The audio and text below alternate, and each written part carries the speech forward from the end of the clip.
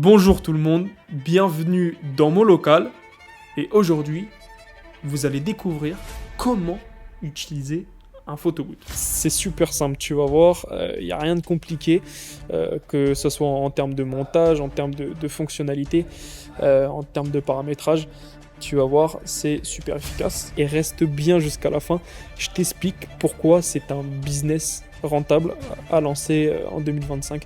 De ton côté, si tu es un peu hésitant, c'est le moment de regarder cette vidéo jusqu'au bout pour savoir de ce qu'il en est. Bienvenue sur l'interface. Voilà, donc le but c'est de lancer l'application DSLR Boot. C'est un logiciel qui fonctionne avec les Windows et puis on a le Luma Boot. Luma Boot c'est ce qui fonctionne, donc c'est le logiciel qui va fonctionner avec les Apple. Voilà, donc là on vient de voir. Le photoboot est bien lancé avec l'application DSLR Boot. Du coup, là, on se retrouve directement sur l'écran de mon photoboot. Voilà, je l'ai mis directement sur l'ordinateur, comme ça, c'est plus simple pour expliquer. Et même vous en termes de visionnage. Donc, le plus important pour vous, ça va être d'aller sur la flèche bleue. Voilà. Donc, ça, c'est DSLR Boot. Donc pour vous comprendre l'utilisation un peu du logiciel. Paramètres de l'impression, voilà les paramétrages de l'impression. Quand on va là-dessus, voilà, c'est l'interface, la présentation un petit peu. Donc le paramétrage de l'impression, ça va être par rapport aux photos de l'événement. Donc ça, on n'a pas besoin de toucher, impression automatique, non. Voilà, il faut toujours appuyer, donc afficher le bouton d'impression, il faut toujours appuyer sur le bouton de l'impression pour pouvoir prendre une photo. Impression et de l'imprimer. Impression sur les imprimantes, non, il n'y en a qu'une dans tous les cas. Rotation automatique, donc ça c'est par rapport à si c'est une photo paysage, donc format paysage ou format vertical, où donc l'imprimante va directement détecter. Et ça, on l'active, ça permet de ne pas se prendre la tête à chaque événement. Limiter les impressions, c'est important si vous avez des packs. Donc si vous avez des packs, par exemple, je sais pas, 200 photos, 400 tirages photos, 800 tirages photos, ça dépend de la prestation, ça dépend de vos offres et de vos packs que vous choisissez, mais ça peut être important si vous mettez des limitations de packs. Donc là, par événement, donc si on limite les impressions, là par exemple, j'ai limité à 200. Voilà, je peux augmenter, je peux changer, je peux mettre 400 par exemple, ou 1000, voilà, ça dépend. Donc si c'est une prestation et je veux 1000 tirages par événement, ça sera 1000 tirages par événement. Session, c'est 10 sessions, et puis imprimer le nombre de fenêtres, donc c'est le nombre de fenêtres, c'est combien de photos on peut imprimer maximum par prise photo. Donc si c'est 3, 4, 5, là on laisse à 3, pourquoi ? Parce que souvent il y a les enfants, donc on ne veut pas augmenter. Souvent les enfants ils s'amusent à cliquer sur 5, 6, 7, 8, 9, 10, et puis ça casse un peu la prestation.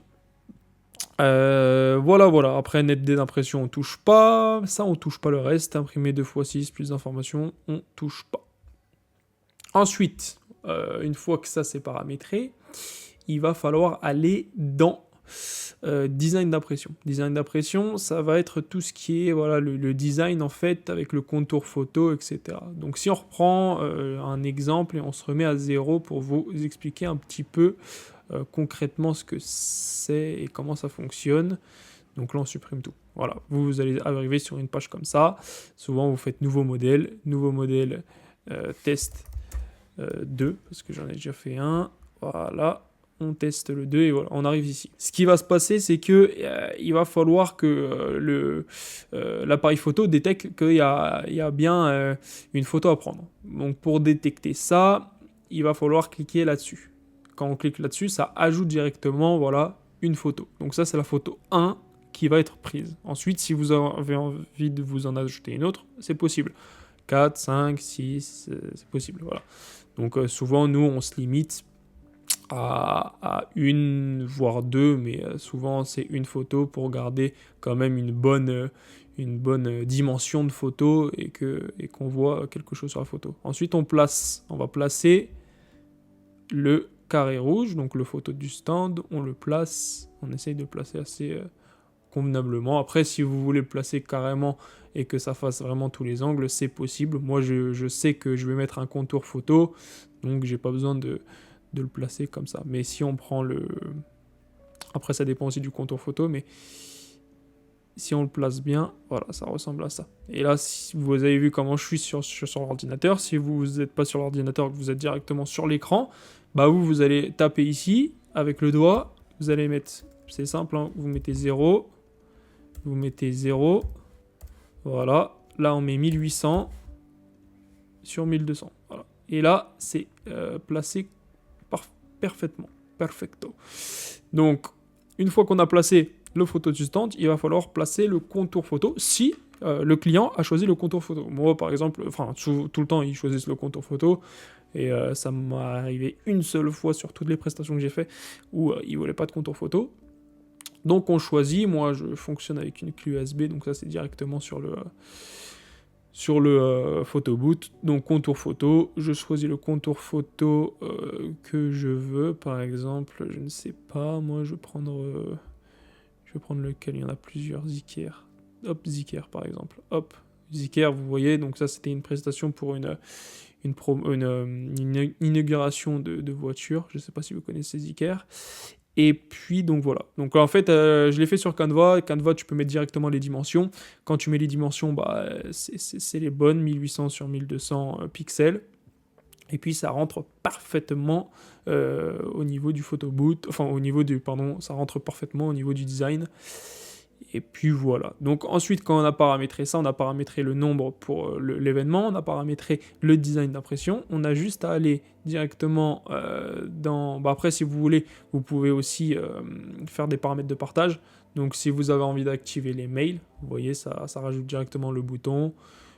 Si vous voulez WhatsApp, ça va rajouter directement le bouton. Et puis SMS aussi directement, ça rajoute le bouton. Voilà, on se casse pas la tête, c'est aussi simple que ça et vous n'avez rien à toucher, tout est déjà paramétré à l'avance parce que directement en fait, alors, dès que vous recevez votre borne, vous allez faire tous les paramétrages pour en fait ne plus rien toucher après, juste toucher les paramètres d'impression et puis voilà après. Sinon, le reste, ça sera bon. Aussi, il y a l'éditeur d'écran, c'est ce que vous avez vu dès le début. En fait, tu importes ta vidéo. Ta vidéo, c'est ce qui va se passer directement ici, à l'écran de base. Et puis, vous allez voir quand je vais démarrer l'événement, design d'impression. Donc là, en fait, on peut faire directement démarrer l'événement. On a fini de paramétrer notre événement, tout simplement. Aussi simple que ça. Je démarre l'événement. Là, comme... je vous ai parlé juste avant, c'est la petite vidéo que vous choisissez, ça tu peux le faire sur Canva ou comme tu veux. C'est assez simple, il n'y a pas besoin de se prendre la tête, toucher l'écran, voilà. Ensuite, on lock tout le temps l'écran, donc on le bloque, on le verrouille. Pourquoi ? Bah, comme ça, au moins, les invités, ils peuvent pas se balader sur votre PC, sur votre ordinateur. Ils sont obligés de rester là-dessus sur cette interface. C'est largement plus simple. Ensuite, on touche l'écran. Quand on touche l'écran, ça va faire une petite voix si on a envie de la mettre. Si on n'a pas envie de la mettre, on la met pas. Là, ça va faire un bug parce qu'il a personne à détecter. Il a juste un mur. Ça va mettre un petit message. On n'a pas réussi à vous détecter. Voilà, l'appareil photo n'a pas réussi à vous faire la mise en point. On ferme, c'est pas un problème. Et ensuite, quand on arrive là-dessus, normalement, il y a la personne, ça fait jamais ce message. Et vous avez le choix, soit de la mettre à la poubelle, soit de l'imprimer. Si on la met à la poubelle, ça l'enregistre quand même. Si on imprime combien de copies ? On peut aller jusqu'à 3 imprimés. Voilà. Sinon, on ferme. Et là, on passe à la poubelle. Si on passe à la poubelle, hop, ça revient sur la page toucher l'écran.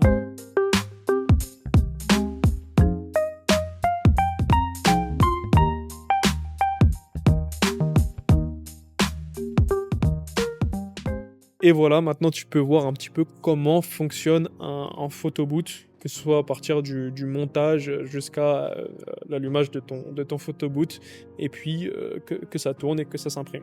C'est assez simple, il n'y a pas beaucoup de logistique, beaucoup de paramétrage ou je ne sais quoi. À partir du moment où tu as l'habitude, ça rentre directement dans la tête et puis c'est directement automatique. Donc il n'y a pas besoin d'être un expert en informatique ou je ne sais quoi. En général, ce photoboot, on le place sur tous les types d'événements. Il a sa place, que ce soit pour des anniversaires, des soirées d'entreprise, des séminaires, anniversaires, mariages. Il a sa place partout. Le montage, ça prend maximum 20 minutes. Ensuite, tu le laisses sur place. et puis tu peux partir, c'est tout à fait automatique durant la soirée, il n'y aura pas de bug. C'est un business qui est vraiment rentable, tu peux aller voir sur mes autres vidéos que j'ai fait auparavant. Je démontre le fait que le photo booth c'est vraiment rentable, c'est un business où tu peux vraiment générer pas mal d'argent, voilà. Et puis tu peux rentabiliser cette borne en quelques temps. Donc c'est un business qui peut t'intéresser potentiellement. Je t'invite à aller dans la description, il y a un lien et tu peux en savoir plus sur les stratégies, comment ça fonctionne et comment tu peux rentabiliser cette borne en moins de 6 mois. Voilà.